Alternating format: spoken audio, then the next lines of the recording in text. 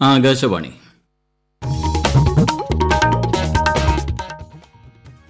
നമസ്കാരം. പ്രാദേശിക വാർത്തകൾ വായിക്കുന്നത് ഗോപകുമാർ.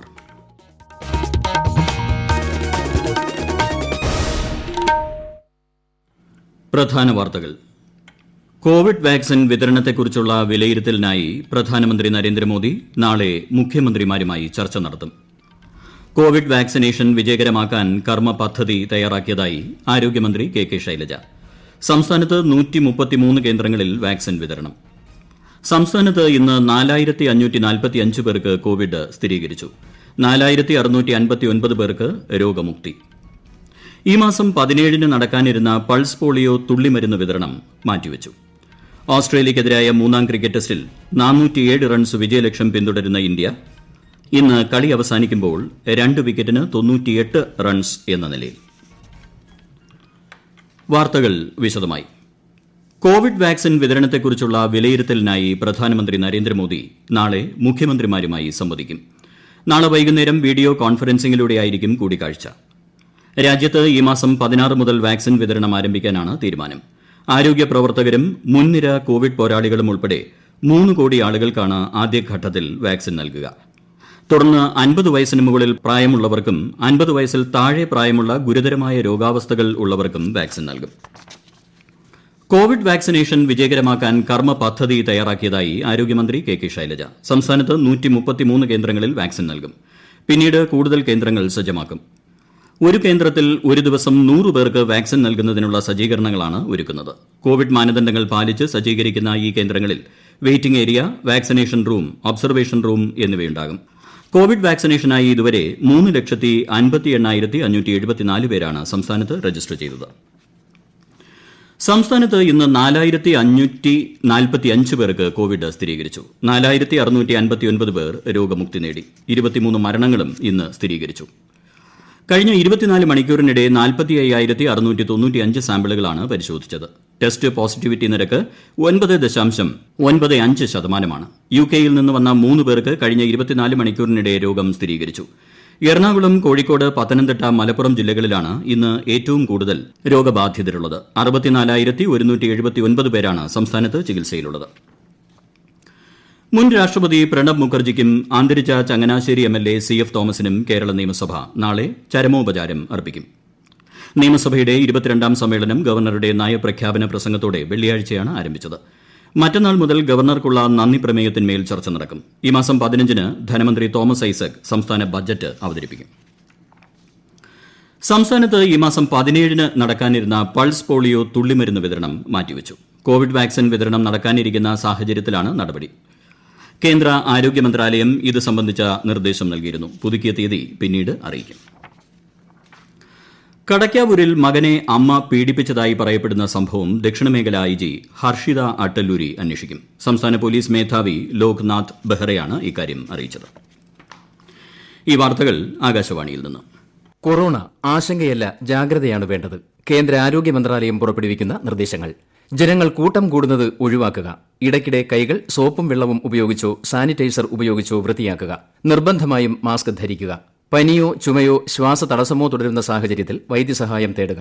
കൊറോണയെ സംബന്ധിച്ച വിവരങ്ങൾക്ക് ആരോഗ്യ മന്ത്രാലയത്തിന്റെ 1075-ലും ദിശയുടെ 1056-ലും ബന്ധപ്പെടാം. ഇടതുമുന്നണിയിൽ നിന്ന് ഒരു പാർട്ടിയും വിട്ടുപോകരുതെന്നാണ് ആഗ്രഹമെന്ന് കേരള കോൺഗ്രസ് M നേതാവ് ജോസ് കെ മാണി. മുന്നണിയിൽ സീറ്റ് വിഭജന ചർച്ച തുടങ്ങിയിട്ടില്ലാത്തതിനാൽ പാലാ സീറ്റ് സംബന്ധിച്ച് അഭിപ്രായം പറയുന്നതിൽ അർത്ഥമില്ലെന്നും ജോസ് കെ മാണി കോട്ടയത്ത് പറഞ്ഞു. അതേസമയം പാലാ നിയമസഭാ മണ്ഡലത്തെ ചൊല്ലി ഇടഞ്ഞു നിൽക്കുന്ന NCPയുമായി മുഖ്യമന്ത്രി പിണറായി വിജയൻ നേരിട്ട് ചർച്ച നടത്തുമെന്ന് ഇടതുമുന്നണി നേതൃത്വം അറിയിച്ചു.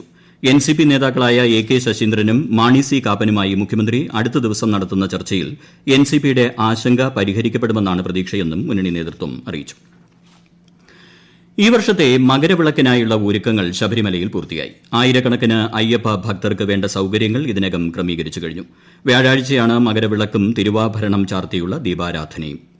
അതേസമയം മതസൌഹാർദ്ദത്തിന്റെ പ്രതീകമായ എരുമേലി ചന്ദനക്കുടവും പേട്ടതുള്ളലും ഇന്നും നാളെയുമായി നടക്കും. കോവിഡ് നിയന്ത്രണങ്ങൾ പാലിച്ച് ആചാരങ്ങൾ മാത്രമായാണ് ഇരു ചടങ്ങുകളും നടക്കുന്നത്. കൂടുതൽ വിവരങ്ങളുമായി ആകാശവാണി കോട്ടയം പ്രതിനിധി ടോം മാത്യു. ചന്ദനക്കുട ഘോഷയാത്ര അല്പസമയത്തിനകം എരുമേലി നൈനാർ മസ്ജിദ് അങ്കണത്തിൽ നിന്ന് പുറപ്പെടും. 30 പേർ പങ്കെടുക്കുന്ന ഘോഷയാത്രയ്ക്ക് പേട്ട ധർമ്മശാസ്ത്ര ക്ഷേത്രത്തിലെയും ശ്രീധർമ്മശാസ്ത്ര ക്ഷേത്രത്തിലെയും ആചാരപരമായ സ്വീകരണം മാത്രമാണ് ഉണ്ടാവുക. രാത്രി 10-ന് ജമാഅത്ത് അങ്കണത്തിൽ സമാപിക്കും.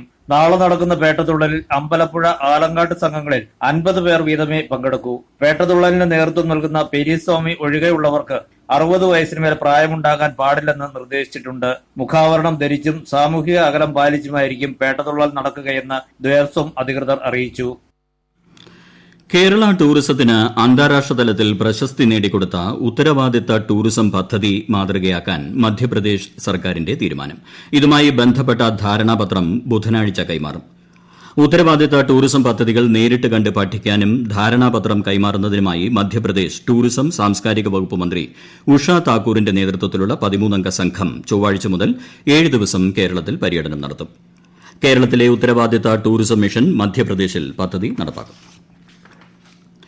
ലക്ഷദ്വീപിലെ ഏതെങ്കിലും ദ്വീപുകളിൽ ദ്വീപ് നിവാസികളായ വ്യക്തികൾ സർക്കാർ അധീനതയിലുള്ള ഭൂമിയിൽ താമസിച്ചു വരികയോ കൈവശപ്പെടുത്തി വയ്ക്കുകയോ നിർമ്മാണ പ്രവർത്തനങ്ങൾ നടത്തുകയോ ചെയ്തിട്ടുണ്ടെങ്കിൽ ഈ മാസം 13-ന് മുൻപായി അവ പൊളിച്ചു നീക്കാൻ നിർദ്ദേശം. അല്ലാത്തപക്ഷം അഡ്മിനിസ്ട്രേഷൻ അവ പൊളിച്ചു നീക്കുകയും കൈയേറ്റത്തിന് തുല്യമായി കണക്കാക്കി നിയമ നടപടികൾ സ്വീകരിക്കുമെന്നും ലക്ഷദ്വീപ് ജില്ലാ കളക്ടറേറ്റ് ഉത്തരവ് പുറപ്പെടുവിച്ചു.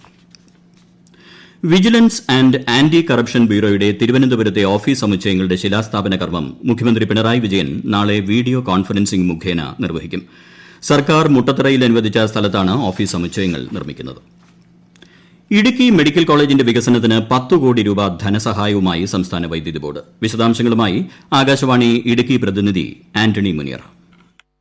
വൈദ്യുതി ബോർഡിന്റെ സാമൂഹിക പ്രതിബദ്ധതാ നിധിയിൽ നിന്ന് അനുവദിച്ച ധനസഹായം ഉപയോഗിച്ച് CT scan, digital radiography, mammography, computer X-ray സേവനങ്ങൾ എന്നിവ എത്രയും വേഗത്തിൽ ജനങ്ങൾക്ക് ലഭ്യമാക്കാനുള്ള നടപടി സ്വീകരിക്കും. ധനസഹായ പദ്ധതി അടിയന്തരമായി നടപ്പിലാക്കുന്നതിനായി മന്ത്രി M.M. മണിയുടെ അധ്യക്ഷതയിൽ മെഡിക്കൽ കോളേജ് ഭരണസമിതി യോഗം ചേർന്നു. പുതിയ ബ്ലോക്കിൽ സ്ഥാപിക്കുന്ന സംവിധാനങ്ങൾക്കുള്ള അടിസ്ഥാന സൗകര്യങ്ങളായ ഹൈടെൻഷൻ വൈദ്യുതി കണക്ഷൻ അടക്കം ഫെബ്രുവരി 10-നകം പണി പൂർത്തിയാക്കാനാണ് ഉദ്യോഗസ്ഥർക്ക് നിർദ്ദേശം നൽകിയിട്ടുള്ളത്. മെഡിക്കൽ കൌൺസിൽ മാനദണ്ഡങ്ങൾ അനുസരിച്ച് മെഡിക്കൽ കോളേജിലേക്കുള്ള റോഡിന്റെ അറ്റകുറ്റപ്പണിയും സമയബന്ധിതമായി പൂർത്തീകരിക്കും. പുതിയ കെട്ടിടത്തിൽ അത്യാഹിത വിഭാഗവും കിടത്തി ചികിത്സാ വിഭാഗവും ഉടൻ ആരംഭിക്കും. വയനാട് പുൽപ്പള്ളി കൊളവള്ളി ജനവാസ കേന്ദ്രത്തിൽ ഇറങ്ങിയ കടുവയ്ക്കുള്ള തിരച്ചിലിനിടെ ചെതലയം റേഞ്ചർ ശശികുമാറിനെ കടുവ ആക്രമിച്ചു. 2:45 കൊളവള്ളിയിലെ സ്വകാര്യ വ്യക്തിയുടെ തോട്ടത്തിൽ വെച്ചാണ് ആക്രമണമുണ്ടായത്. ആക്രമണത്തിൽ പരിക്കേറ്റ റേഞ്ചറെ ബത്തേരിയിലെ ആശുപത്രിയിലേക്ക് മാറ്റി. ഇന്ന് രാവിലെ മുതൽ തന്നെ പ്രദേശത്തെ വീടുകൾക്ക് സമീപത്ത് വരെ കടുവയുടെ സാന്നിധ്യം ഉണ്ടായതോടെ വനം വകുപ്പെത്തി തിരച്ചിൽ നടത്തുന്നതിനിടെയാണ് ആക്രമണം ഉണ്ടായത്. ഓസ്ട്രേലിയക്കെതിരായ 3-ാം ക്രിക്കറ്റ് ടെസ്റ്റിൽ 407 റൺസ് വിജയലക്ഷ്യം പിന്തുടരുന്ന ഇന്ത്യ ഇന്ന് കളി അവസാനിക്കുമ്പോൾ 2 വിക്കറ്റിന് 98 റൺസ് എന്ന നിലയിൽ. അജിങ്ക്യ രഹാനെയും ചേതേശ്വർ പൂജാരയുമാണ് ക്രീസിലുള്ളത്. രോഹിത് ശർമ്മയും ശുഭ്മാൻ ഗില്ലും പുറത്തായി. 6 വിക്കറ്റിന് 312 റൺസ് എന്ന വലിയ സ്കോറോടെയാണ് ഓസ്ട്രേലിയ ഇന്ന് 2-ാം ഇന്നിംഗ്സ് ഡിക്ലയർ ചെയ്തത്. സംസ്ഥാനത്ത് ചൊവ്വാഴ്ച വരെ ഒറ്റപ്പെട്ട ശക്തമായ മഴയ്ക്ക് സാധ്യതയെന്ന് കേന്ദ്ര കാലാവസ്ഥാ വകുപ്പ്. തിരുവനന്തപുരം, കൊല്ലം, പത്തനംതിട്ട, ഇടുക്കി, മലപ്പുറം ജില്ലകളിൽ ഇന്ന് യെല്ലോ അലർട്ട് പ്രഖ്യാപിച്ചു. നാളെ വരെ കേരള തീരങ്ങളിൽ ഉയർന്ന തിരമാലയ്ക്കും കടലാക്രമണത്തിനും സാധ്യതയെന്നും മുന്നറിയിപ്പുണ്ട്. മത്സ്യത്തൊഴിലാളികളും തീരദേശവാസികളും ജാഗ്രത പാലിക്കണം. പ്രധാന വാർത്തകൾ വീണ്ടും. കോവിഡ് വാക്സിൻ വിതരണത്തെക്കുറിച്ചുള്ള വിലയിരുത്തലിനായി പ്രധാനമന്ത്രി നരേന്ദ്രമോദി നാളെ മുഖ്യമന്ത്രിമാരുമായി ചർച്ച നടത്തും. കോവിഡ് വാക്സിനേഷൻ വിജയകരമാക്കാൻ കർമ്മ പദ്ധതി തയ്യാറാക്കിയതായി ആരോഗ്യമന്ത്രി കെ ശൈലജ. സംസ്ഥാനത്ത് 133 കേന്ദ്രങ്ങളിൽ വാക്സിൻ വിതരണം. സംസ്ഥാനത്ത് ഇന്ന് 4545 പേർക്ക് കോവിഡ് സ്ഥിരീകരിച്ചു. 4659 പേർക്ക് രോഗമുക്തി. ഈ മാസം 17-ന് നടക്കാനിരുന്ന പൾസ് പോളിയോ തുള്ളിമരുന്ന് വിതരണം മാറ്റിവച്ചു. ഓസ്ട്രേലിയക്കെതിരായ 3-ാം ക്രിക്കറ്റ് ടെസ്റ്റിൽ 407 റൺസ് വിജയലക്ഷ്യം പിന്തുടരുന്ന ഇന്ത്യ ഇന്ന് കളി അവസാനിക്കുമ്പോൾ 2 വിക്കറ്റിന് 98 റൺസ് എന്ന നിലയിൽ. പ്രാദേശിക വാർത്തകൾ കഴിഞ്ഞു. ആകാശവാണി വാർത്തകളും വാർത്താ അധിഷ്ഠിത പരിപാടികളും all India radio news Thiruvananthapuram എന്ന യൂട്യൂബ് ചാനലിൽ ലഭ്യമാണ്. കൂടുതൽ വാർത്തകൾക്കായി @all India radio news Thiruvananthapuram എന്ന ഫേസ്ബുക്ക് പേജും @AAR News_TVM എന്ന ട്വിറ്റർ ഹാൻഡിലും സന്ദർശിക്കുക. അടുത്ത വാർത്താ പ്രക്ഷേപണം 7:25.